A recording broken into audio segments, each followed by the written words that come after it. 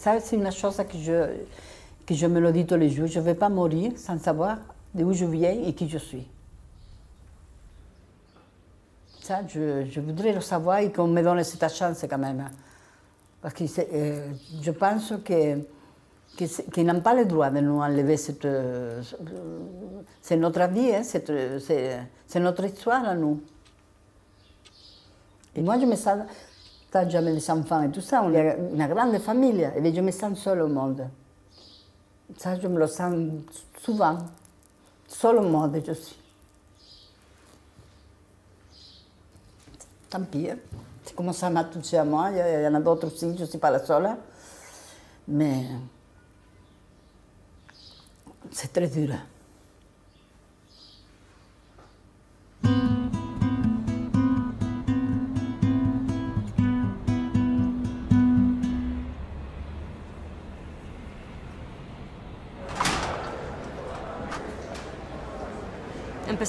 J'ai commencé mes recherches avant d'en comprendre le sens. Maintenant, je ne peux plus m'arrêter. Ma quête s'est emparée de moi.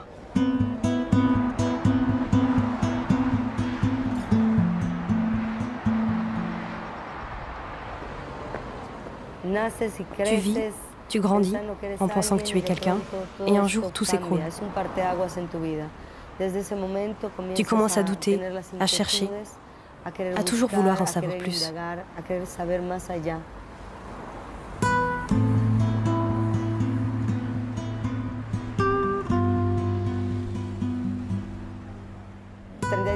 Pendant 33 ans, je ne me suis doutée de rien. Personne ne m'a rien dit, pas même un détail, rien, personne, jamais.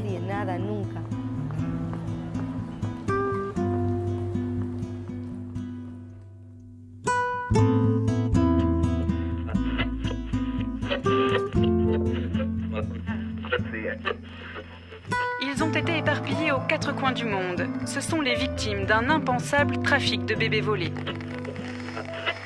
¿Dónde están los niños robados? Where are they today?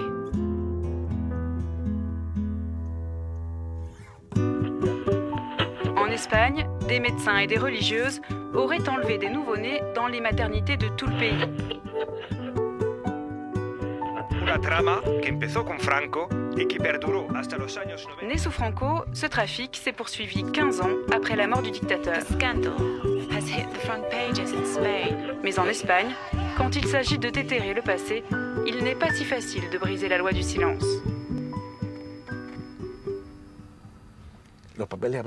Les documents parlent clairement.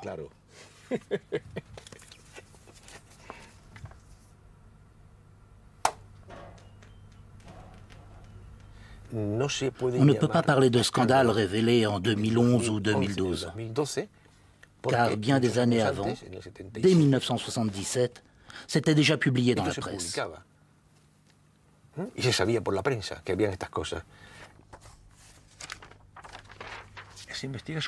Enquête sur la vente illégale d'enfants. Ici, on évoque les réseaux, la vente, les vols. C'était prémédité. Et depuis bien longtemps, quelqu'un aurait dû tirer la sonnette d'alarme. De 1940 à 1995, on avance le chiffre de 300 000 personnes disparues. Disparu ne veut pas dire qu'elle se soit volatilisée. Mais cela veut dire qu'il y a aujourd'hui 300 000 citoyens dans la rue dont l'identité ne correspond pas à la réalité. Et ça, c'est très inquiétant.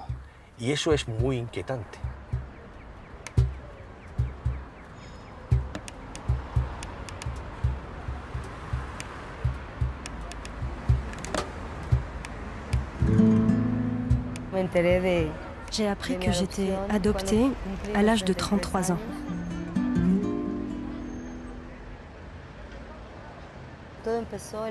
Tout a commencé le 28 mai 1968.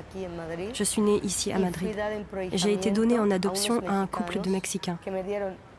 Ils m'ont tout donné dans ma vie. Qui suis-je aujourd'hui? D'un côté, il y a ceux qui m'ont donné la vie, de l'autre, ceux qui m'ont élevée. Je suis deux en une. J'aimerais qu'on me permette de vivre cette vie que je viens de découvrir. Depuis que je suis arrivée à Madrid, je n'arrête pas de pleurer. C'est si émouvant pour moi de me retrouver ici, sur ma terre. Ce sont mes racines, ma maison, mon foyer. C'est la voix du sang.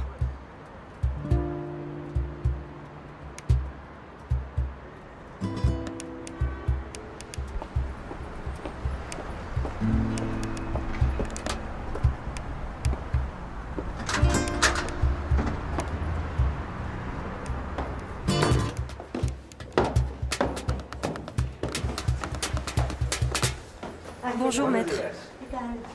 Je suis Lili Ceballos. Guillermo Peña, entrez, asseyez-vous.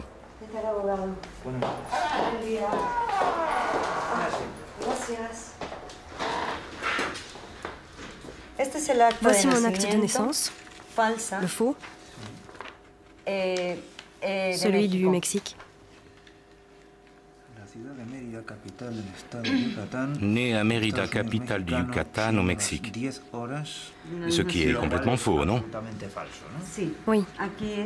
Et là, c'est mon acte de naissance original, celui de Madrid, où j'ai un autre nom. Comme vous pouvez le voir, il n'y a rien à la fin. Ce qui est impossible, c'est qu'un enfant adopté devienne un enfant biologique. Il est donc possible qu'ils aient dit à ta mère que tu étais morte à la naissance. Je vais te montrer quelque chose.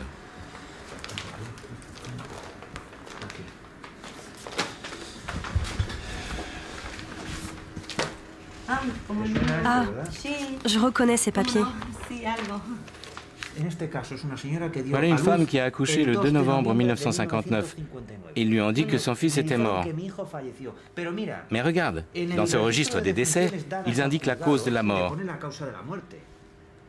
Le 2 novembre 1959, mort à cause d'une otite. L'infection de l'oreille. Exactement. Le 6, il y a un autre mort, otite. Le 6, il y a en fait 4 morts, tous d'une otite. Il manquait d'imagination. Le 14, 15, 16, 17, 18, encore des morts d'otite. Les enfants tombaient comme des mouches. Et d'otite. Oui, d'otite, le plus souvent. Tu as demandé à ton père, les yeux dans les yeux, qui est ma mère?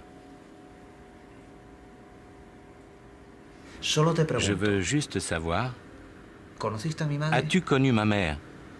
Car peut-être elle a souffert d'une peine irréversible.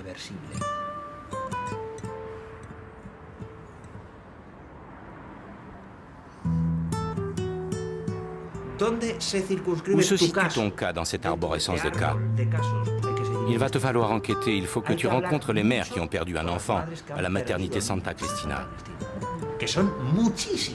Elles sont très nombreuses et viennent de toute l'Espagne.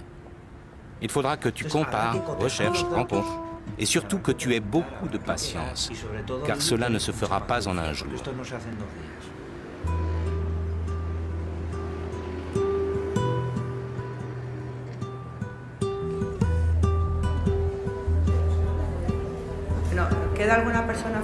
Il reste quelqu'un dehors? Tout d'abord, je voudrais vous remercier d'être venus. Bienvenue à la première réunion de SOS Bébé volé de Madrid. J'ai écrit une lettre ouverte à tous ceux qui pensent être des enfants adoptés et à qui on ne l'a jamais dit. Vous ne ressemblez à personne de votre famille. Quand vous entrez dans une pièce, les conversations s'interrompent.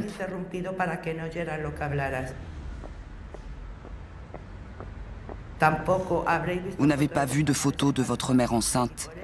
Aujourd'hui, vous avez envie de savoir. Beaucoup d'adoptions n'ont pas été aussi légales qu'elles auraient dû l'être. Et il y a beaucoup trop de mères qui cherchent leurs enfants et qui, à aucun moment, n'ont voulu les donner en adoption et encore moins les abandonner. Pardon, monsieur? Vous habitez là?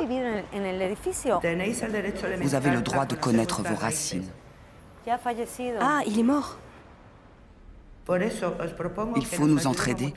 C'est très simple. Il vous suffit de faire un test ADN. C'est l'unique espoir que nous avons, nous les mères.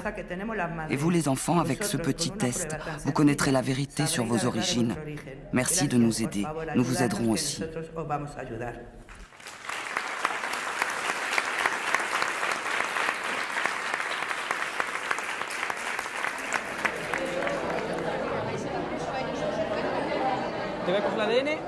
Ouvre la bouche. C'est fiable à 100%. Ton profil ADN est unique au monde. Ensuite, on le mettra dans notre base de données pour trouver une mère, un père, une sœur.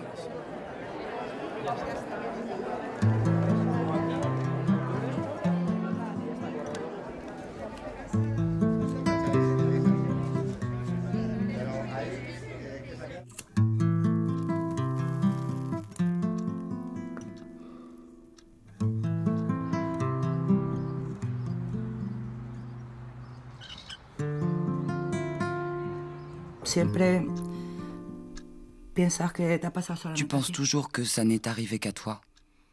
Alors tu te dis, à quoi cela va servir d'en parler si c'est pour passer pour une folle? On ne lutte pas contre des géants. Et encore moins lorsque l'on est seul. Personne ne te soutient. Comment dénoncer cela? Qui va t'aider? Aujourd'hui même en étant nombreux, ce n'est pas simple de trouver un avocat. Beaucoup ne veulent pas être mêlés à cette affaire. Cela fait peur. On peut se créer beaucoup d'ennemis au niveau social, politique et religieux. Beaucoup d'ennemis.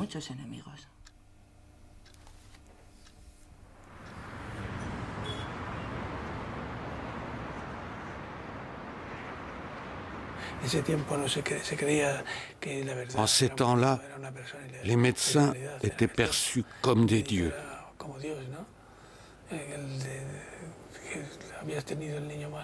Si l'enfant naissait mort, c'était la faute de la mère. Et la présence des religieuses imposait le respect.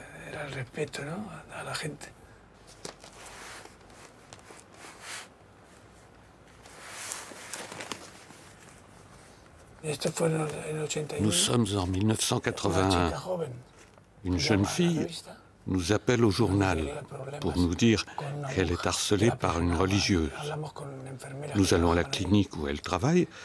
Elle refuse de nous parler, mais des infirmières nous expliquent qu'il y a là un bébé mort qui sert à prouver aux familles que leur enfant était mort-né.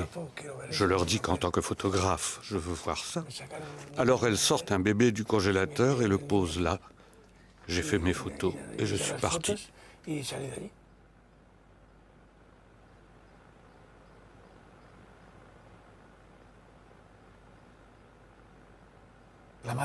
En fait, le plus souvent, la mère ne voulait pas voir l'enfant.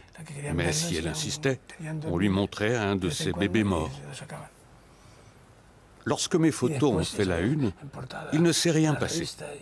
Une personne de la police judiciaire m'a appelé, mais il n'y a eu aucune suite. Rien.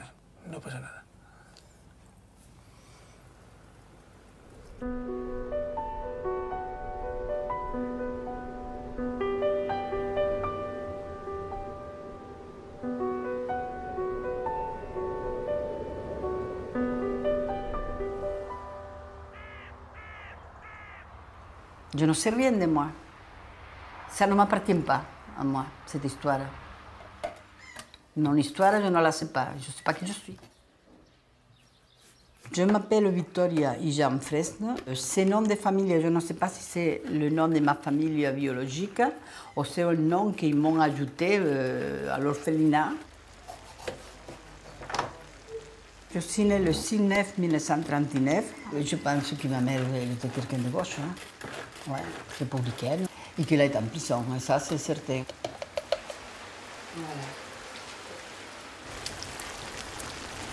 Bonjour. Bonjour. Ça va? Ça va. Bonjour. Mais c'est ça qui me révolte, c'est que si je fais partie de ces enfants qui sont volés, je l'accepte mal. Hein. Mais ça qui me tracasse, c'est cette marque que j'ai. Parce qu'on dirait que c'est la marque, une brûlure d'une cigarette. Et c'est dans le pied, et ça se voit très bien. Hein. Regarde.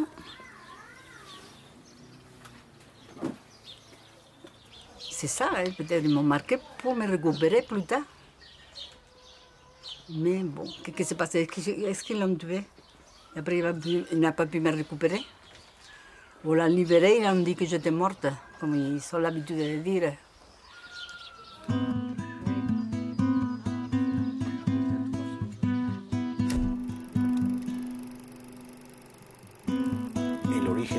L'origine du trafic vient du vol massif des enfants des prisonnières républicaines. On pensait qu'elles transmettaient le gène rouge à leur bébé. La stratégie du nettoyage, un mot très apprécié des franquistes, s'est donc appliquée. Elle consistait à se prendre pour des dieux. Retirer un nouveau-né d'un environnement qu'on jugeait inadapté, pour le conduire dans une famille considérée comme plus adéquate pour l'enfant.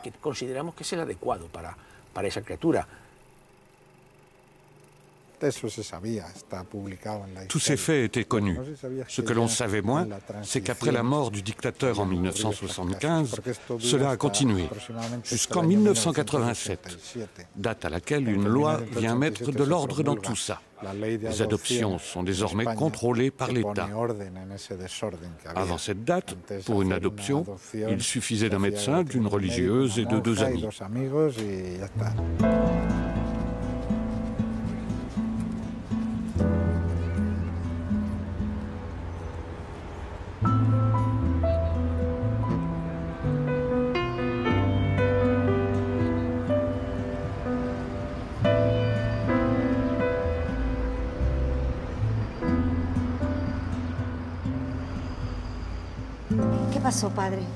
Qu'est-ce qui se passe, mon père? Racontez-moi. Votre nom ne figure nulle part. C'est bizarre, la religieuse dit que vous avez été baptisé dans cet établissement, mais je ne vous trouve pas dans nos registres.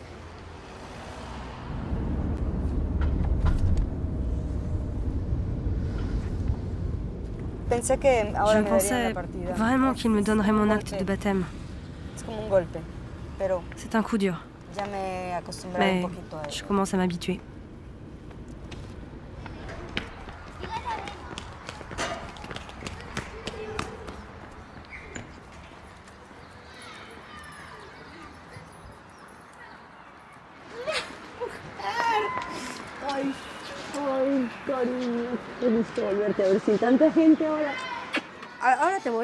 Je vais te montrer mes documents.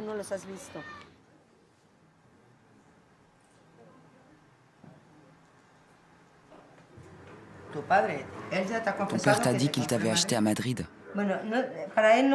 Non, pour eux, ce n'était pas une vente. Tout s'est passé à travers l'Église. L'Église leur a dit, quand vous rentrez au Mexique, brûlez tous les papiers et inscrivez votre fille comme enfant biologique. C'était la consigne. Ils étaient terrifiés. Ils pensaient, ils vont nous retirer la petite. Tu es approprié. Tu n'es pas adopté. Ils t'ont tout volé. Tes racines, ton nom, ils ont tout changé. Tout ce que t'avaient donné tes parents biologiques, ils te l'ont enlevé. Et ils ont ajouté que tu étais né dans une maison au Mexique. Tu es approprié. Volé, mais dit de façon plus subtile. Ils t'ont volé à ta mère.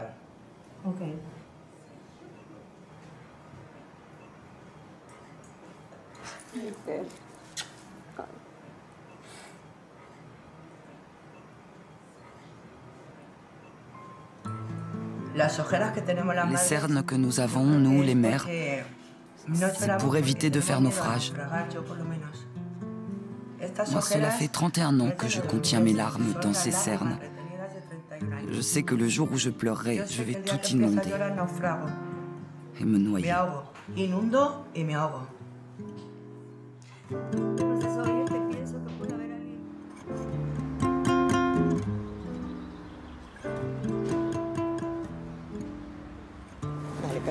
Bueno, ponte un poco más mirándome a mí. A ti, para que me dé más el sol. Eso, me sube más la nariz, di que sí. Venga, y tú a este. Ups. Alors, Soledad, pourquoi êtes-vous ici? Nous sommes ici pour déposer de nouvelles plaintes. Et surtout pour qu'elles ne soient pas classées sans suite, comme l'ont été les dernières.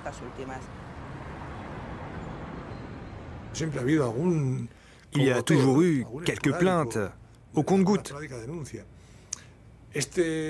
Si le nombre de plaintes est aujourd'hui important, c'est parce que les gens se sont associés grâce aux réseaux sociaux. Et ils ont déposé des plaintes collectives. Mais cet effet de groupe n'est pas suffisant. Il n'apporte aucune preuve.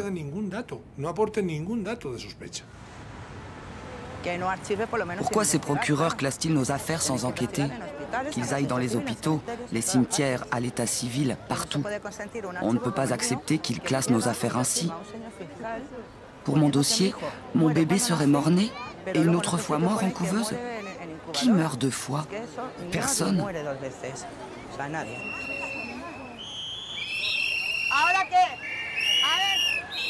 Allez, tous ensemble. ¡No están muertos! ¡Los han robado! ¡No están muertos! ¡Los han robado! ¡No están muertos! ¡Los han robado!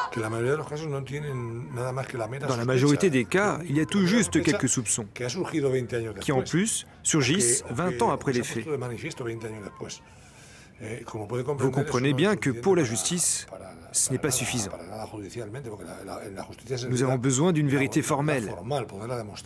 Et si on ne peut rien démontrer, il faudra continuer à classer les affaires.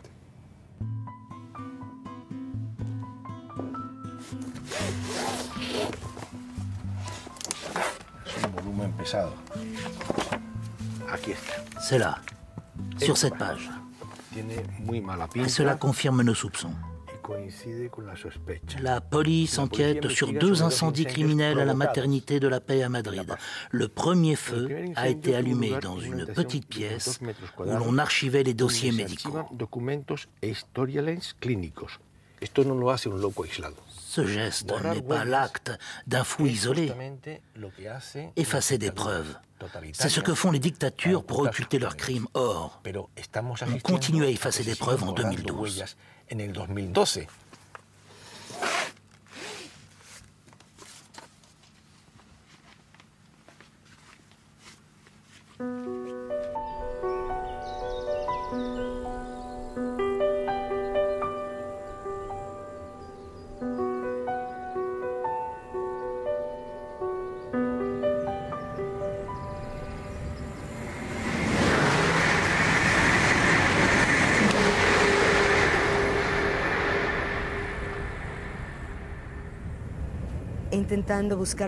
Je cherche des papiers, des noms. Là, j'ai été invitée par une famille. Ils cherchent une sœur perdue qui serait morte l'année de ma naissance, en 1968. On pourrait être sœurs.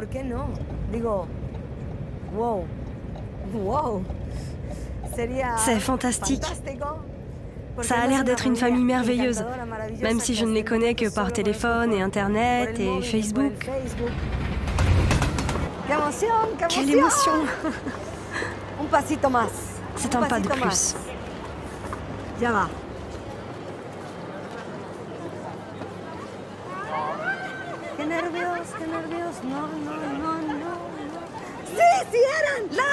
Ce sont elles! Je les ai vues! Bonjour. Toi, tu es Maria? Maria Luisa. Moi, c'est Maria Jesus.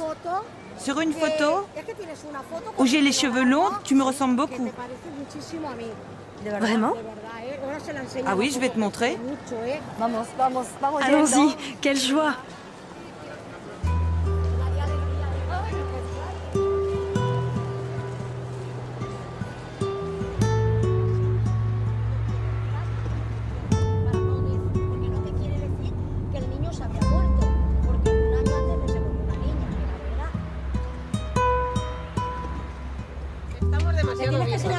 Allez, il faut lui montrer la photo.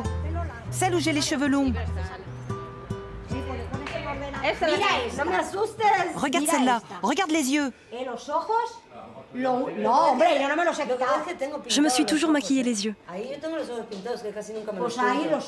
Il me semble un peu plus petit. Là, je devais avoir 20 ans. Moi, plus ou moins, là, je vois une ressemblance.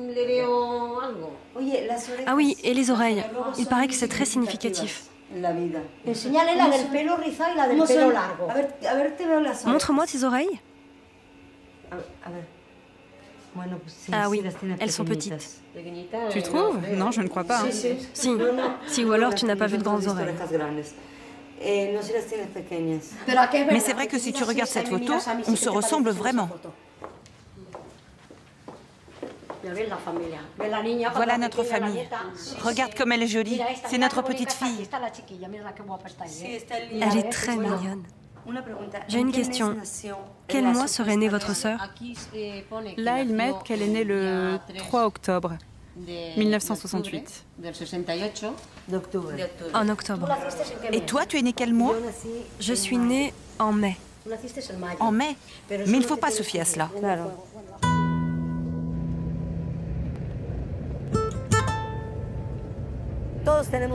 On a tous un double dans le monde.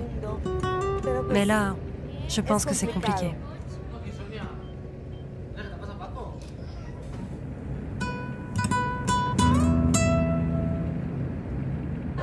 Écoute, pour nous, quoi qu'il en soit, tu seras notre sœur.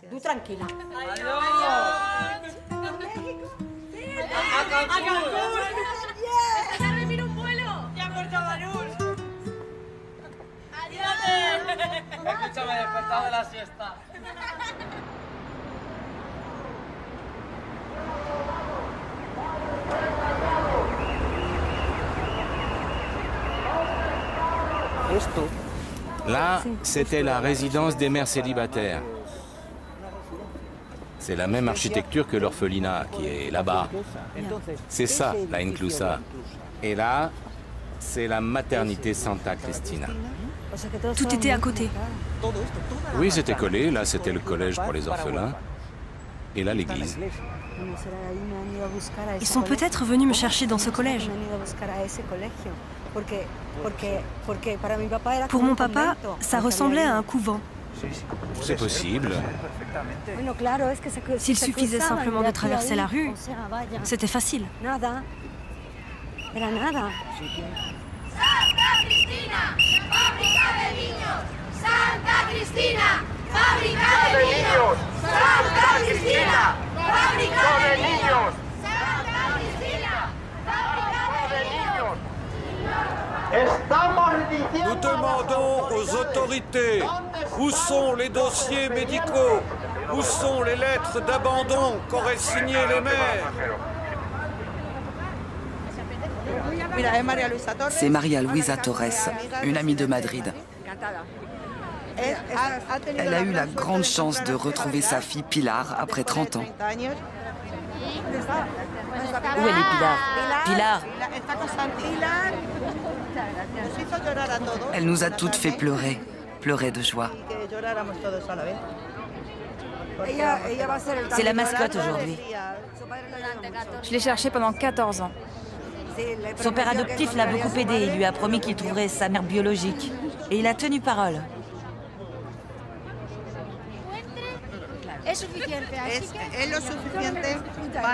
C'est la preuve que nous ne sommes pas fous.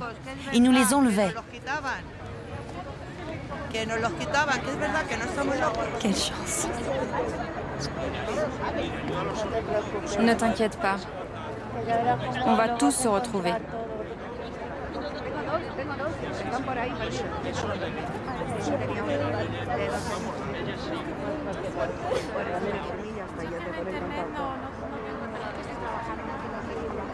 Venga, vamos.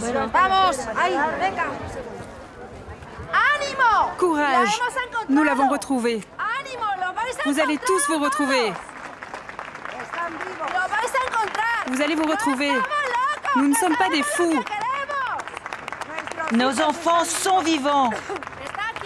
Elle est là. C'est ma fille.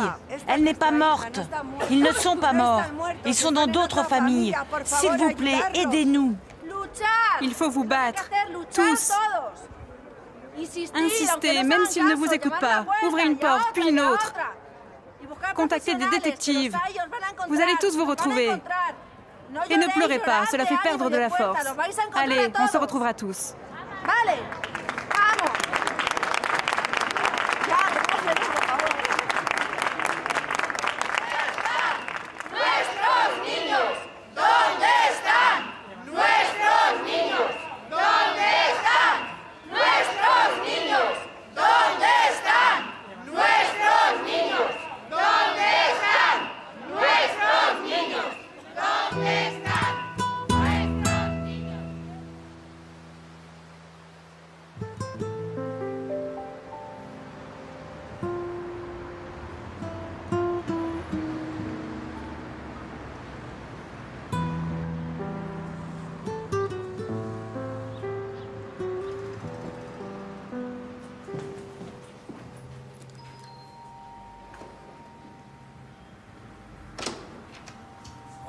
Buenos días, ¿cómo estamos? Lili. Lili, encantado. Pase. Siéntese. Gracias, doctor. Bueno, aquí estamos. Je suis venue faire le test ADN pour retrouver un possible parent. Je vais vous rentrer dans notre base de données. Je dois faire quelque chose? Il n'y a rien à faire. Je suis un peu nerveuse. Ouvrez juste la bouche. Voilà, c'est fini. Quel stress. ¡Qué nervios! Dios. Gracias, doctor. Gracias. L'ADN est la clé. Depuis 5-6 ans, l'ADN est là, il permet les comparaisons. Donc, ayant cette arme scientifique qui redémontre la liaison entre les personnes, ceci a fait que les gens se jettent dans les recherches avec l'illusion et l'espérance de trouver leurs frères, leurs sœurs, leurs parents, leurs fils. Ce qu'il y a, c'est qu'il y a un déphasage entre les parents qui cherchent les enfants. C'est-à-dire que dans la base de données, il y a beaucoup plus de parents qui cherchent. Pourquoi? Parce qu'eux, ils savent qu'ils ont eu un enfant. Le problème, c'est que les enfants, eux, ils ne savent pas. Beaucoup d'enfants sont des enfants qui sont officiellement des enfants biologiques, alors que réellement, ils ont été volés.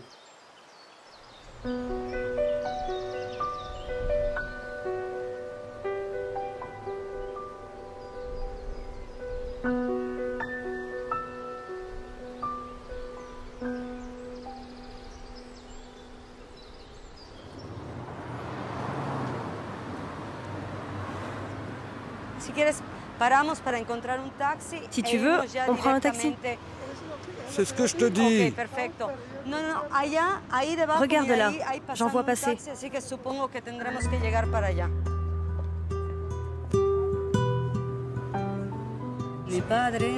Mon père m'a dit, j'ai 80 ans, mais je ne veux pas mourir et te laisser dans le doute. Alors si je peux t'aider, compte sur moi. Quel numéro rue San Andrés? Le numéro de San Andrés, c'est le 3.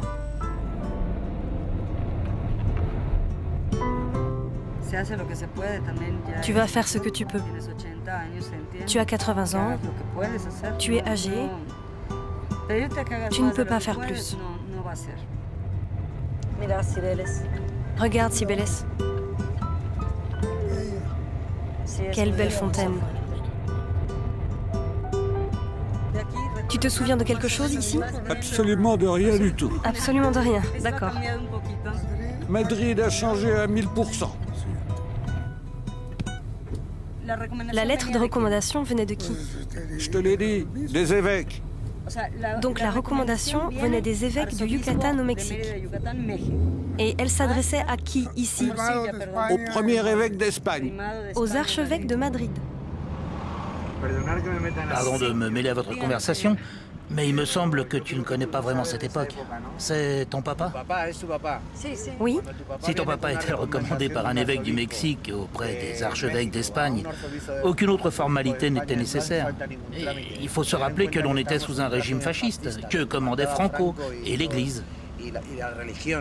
Alors, toutes ces formalités leur passaient au-dessus de la tête. Dans ces années-là, l'Église était toute puissante. L'Église pouvait faire ce qu'elle voulait? Ce qu'elle voulait. Et quand on parle de commerce d'enfants, Ce qu'elle voulait. ce qu'elle voulait. Ce qu'elle voulait. Eh bien, l'Église avait carte blanche ici, dans ce pays. C'était l'époque de Franco. L'époque de Franco. C'était une autre époque.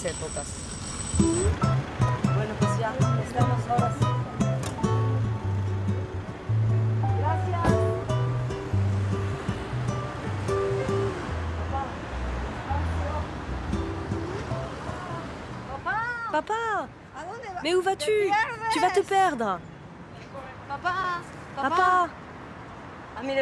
Ça y est, il fait sa propre enquête. Regarde, je voudrais que tu prêtes attention à quelque chose. Tu vois ces deux bébés? Ici, c'était l'orphelinat La Inclusa. Tu te souviens du numéro 50? Hier, tu m'as raconté que tu t'étais rendu au numéro 50. Je pensais pouvoir me souvenir. Cette rue, c'est la rue O'Donnell? Oui, c'est la rue O'Donnell. Où est le numéro 50 dont tu m'as parlé? Ce n'est pas moi qui en ai parlé, c'est toi qui me l'as dit. Je ne l'avais jamais entendu avant. C'est où? Là. Tout a été rénové.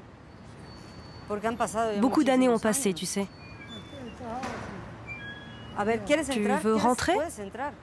Vas-y, ce n'est pas interdit.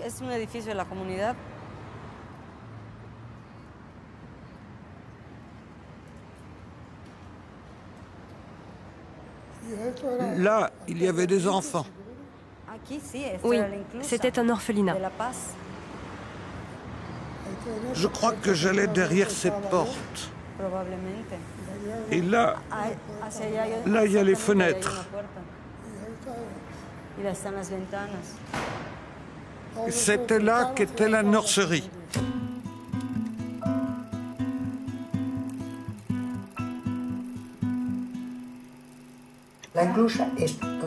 La Inclusa, c'était l'endroit où l'on déposait les enfants abandonnés, en provenance de toute l'Espagne. On ne demandait rien. On pouvait y laisser un enfant, que l'on soit le père, le grand-père ou qui que ce soit. Chemise, jupon, gilet, petite couverture de laine rose.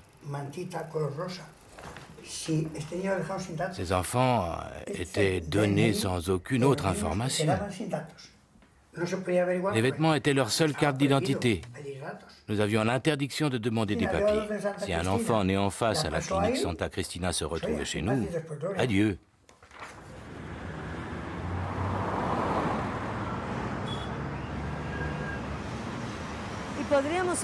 On peut traverser pour voir. Si par hasard tu te souviens... Non, je ne me souviens pas. Santa Cristina n'existe pas dans ma mémoire. Ça n'existe pas pour moi. Je suis allé à la nurserie. Je suis sorti. Je ne me souviens de rien d'autre. C'est tout. Je n'ai pas fait des tours dans le quartier. Ok, perfecto. Ya está. On peut quand même traverser. On a fait 10 000 kilomètres pour arriver là. Alors maintenant qu'on y est, s'il te plaît, on peut juste traverser pour voir, non?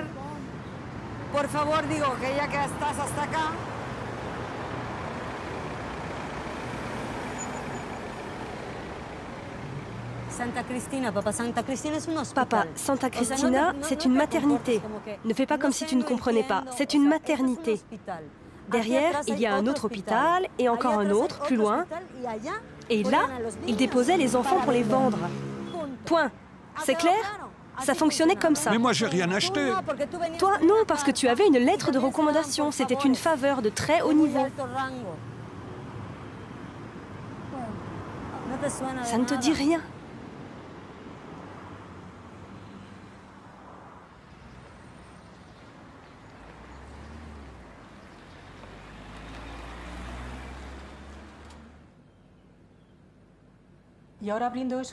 On ne me verra pas? C'est sûr? J'avais 18 ans, je faisais mon service civique à la maternité Santa Cristina. J'étais avec la religieuse Sœur Maria. Je peux même vous dire le jour exact. C'était un jeudi saint. Une femme est venue accoucher, elle était seule. Pour moi, les médecins ne se comportaient pas bien avec elle. Ils l'insultaient, lui disaient qu'elle était sale. Il lui montait sur le ventre, elle criait, c'était effroyable.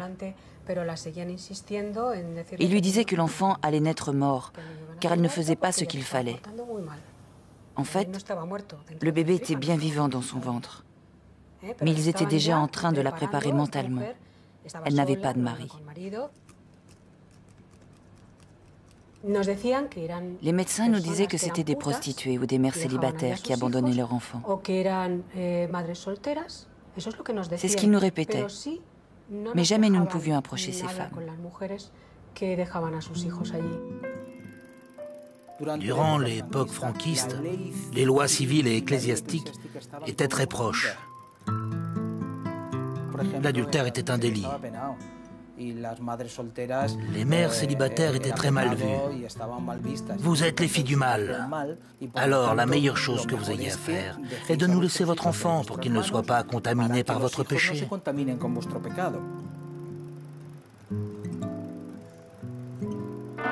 Españoles. Franco ha muerto.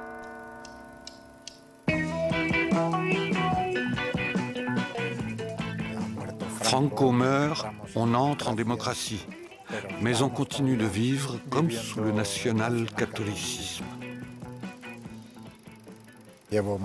Ça fait plusieurs années que j'enquête sur ce thème, et je n'ai trouvé personne qui se soit enrichi. Je crois que ce qui primait, c'était l'idéologie catholique. On trouve là des gens de l'Opus Dei, de l'Église, les curés, les religieuses, l'ensemble du catholicisme le plus fervent d'Espagne.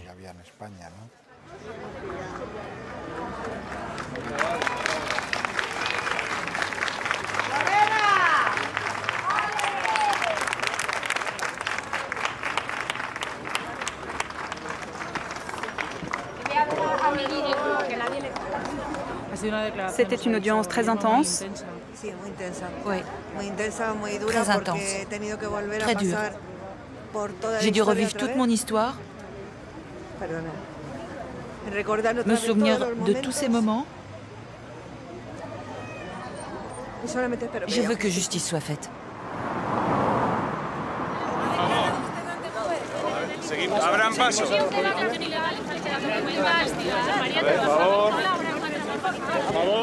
S'il vous plaît, laissez passer.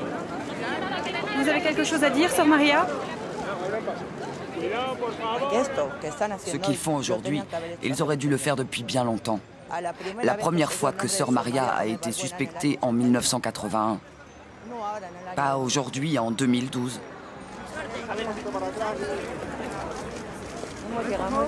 On y est arrivé. C'est le grand jour. Ils mettent en examen des vieux qui n'iront jamais en prison, alors qu'il y a des gens impliqués qui ont l'âge d'être condamnés. Pourquoi ne sont-ils pas entendus par les juges et les procureurs? Dans mon cas, le médecin est toujours en activité. Il pourrait être inculpé, mais il a la belle vie à Tenerife. Pourquoi ne les appelle-t-il pas à la barre?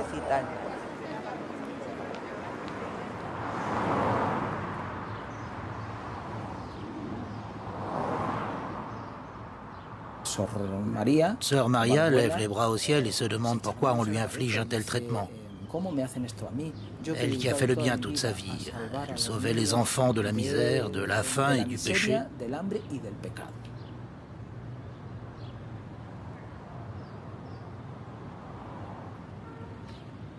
Je crois que le cas de Sœur Maria est la pointe visible de l'iceberg.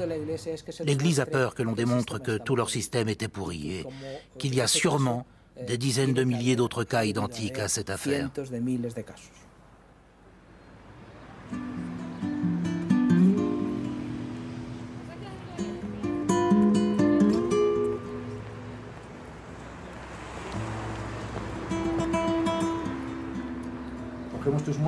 On a pris ton test ADN et on l'a comparé. Nous l'avons mis dans notre base de données et avons cherché les coïncidences. Et l'ADN a indiqué que nous aurions peut-être trouvé une possible mère. Wow. Elle cherche un enfant de ton âge. C'est pas vrai. Mais il faut approfondir. Regarde, tous les marqueurs coïncident sauf un. Si on enlève ce marqueur, la possibilité qu'elle soit ta mère est pratiquement de 100%. Si on introduit la mutation de ce gène, nous sommes à 99%. C'est donc une hypothèse préliminaire. Aussi, ne te fais pas trop d'illusions. Non, je suis sous le choc. Nous sommes encore en phase de comparaison. Cette personne qui a déjà fait son test ADN, est-elle au courant? Non, elle n'est pas au courant. Elle ne sait rien. Il faut attendre. Appelle-moi vendredi. Vendredi. Oui, j'aurai plus d'informations, mais ne t'emballe pas d'ici là. Non, bien sûr que non. Tu n'as pas encore retrouvé ta mère. C'est peut-être juste une coïncidence génétique et point. Garde bien ça en tête.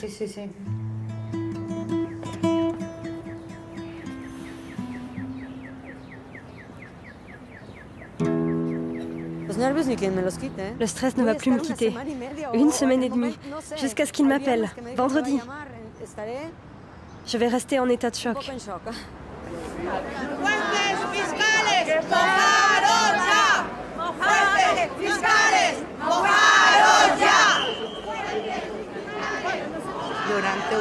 Pendant 1 an, on a frappé à beaucoup de portes. Et tout ce qu'ils ont fait, c'est nous amadouer avec quelques bonbons.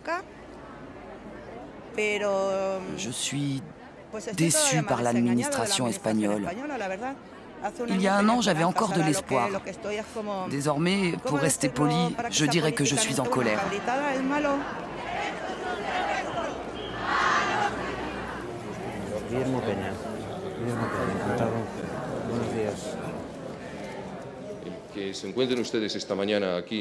Vous avez devant vous 3 ministres et le procureur général de l'État.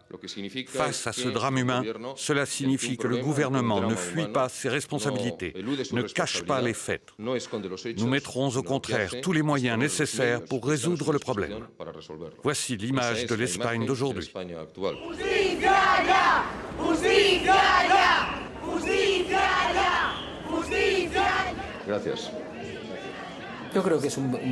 Pour moi, c'est de la poudre aux yeux.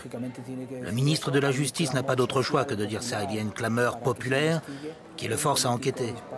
Mais ce curé déguisé en homme politique n'ira rien chercher du tout. Franchement, je doute qu'il enquête réellement. Aujourd'hui, pour l'Église, avoir le parti populaire au pouvoir signifie qu'ils n'ont pas grand-chose à craindre. Et cela se démontre.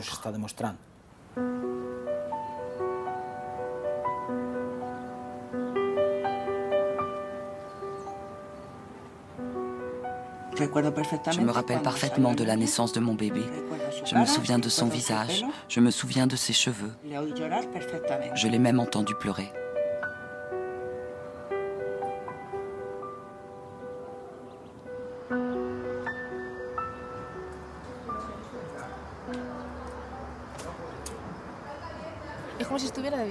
C'est comme s'il était en voyage. Il est plus présent que certains membres de la famille. Pas vrai? Oui, c'est le frère qui n'est jamais là. On parle plus de lui que certaines personnes de la famille. Il vit avec nous, même s'il n'est jamais présent. Mais il faudra bien qu'il apparaisse un jour, que l'on voit enfin son visage. C'est vrai que c'est difficile. Et je pense en plus que c'est nuisible pour elle d'être toujours dans la lutte. C'est pesant.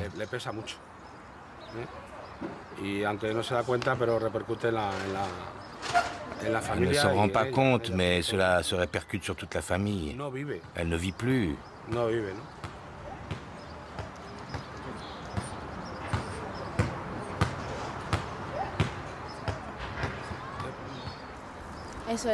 C'est ça. Elle ne se laisse pas aider. Elle s'est construit une carapace, et ça fait longtemps maintenant. Elle souffre seule. Le problème, c'est que cela peut devenir la seule conversation de la famille, qu'on en parle sans cesse. Et justement, je ne veux pas que cela soit l'unique thème de nos discussions familiales. Alors je préfère me taire, et c'est tout.